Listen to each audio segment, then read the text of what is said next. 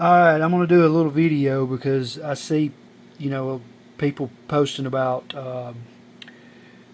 trying to make a chuck roast taste like a ribeye, but there's one key thing, details that are missing because chuck roast is not created equal, okay? This is not the perfect example of the chuck roast that easily identified as the actual chuck roast that you need. But it's good enough, and I've got another picture or several pictures of another one that's even better than this one that is almost to me the perfect uh, example of a chuck roast that you need to be looking for. The key is I always look for this Denver steak. This one ain't got as much um, like striping on it.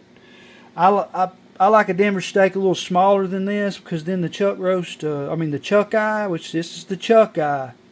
That's what you want. That's practically where the ribeye ends. That's the ribeye right there. That's where everybody's talking about. There's nothing you need to do to this. You don't need to tenderize this or nothing. You may can tenderize this because it's a little bit tougher. It's got a good flavor because my theory is because it's connected to the Chuckeye, so it has a similar flavor. But if you look at this fat layer, that's the key. I pass chuck roast up. I don't buy them unless they got this Chuckeye on it. I've just got to where I can't bring myself. I like to think of the Denver side, which is usually what I like to call north of the Chuckeye. You could practically, even without a knife, but it helps to have a knife, separate this with your hand without any kind of material to get this off. But I have actually just, I cooked the whole thing. My favorite way is to put it in the smoker, an electric smoker that I have, and just smoke it for a little bit. About an hour and a half, hour and 20 minutes, whatever, because it's so big. This is about a 2.31 pound, and look at that price.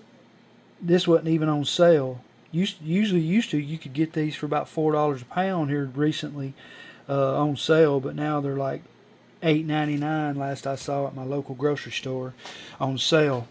But you could separate this with your hand, but it helps, of course, to if you want to start it with a little knife and cut it right there and whatever, and then just start peeling it away.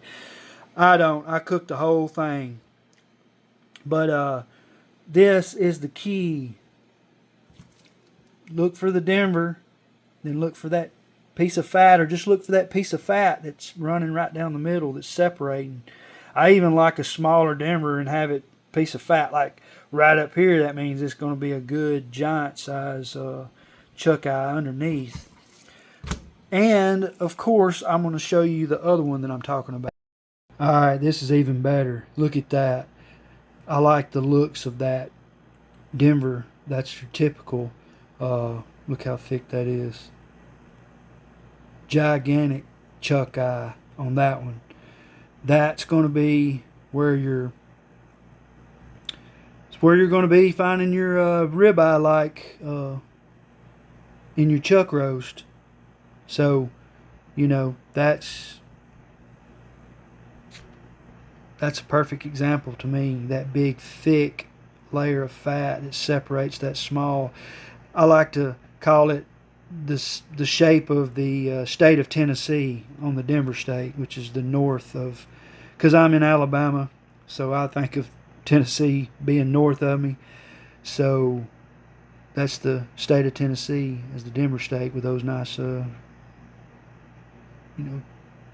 typical signature stripes. So there you go. That's my little take on how to identify the good cut of Chuckeye, or excuse me, chuck roast.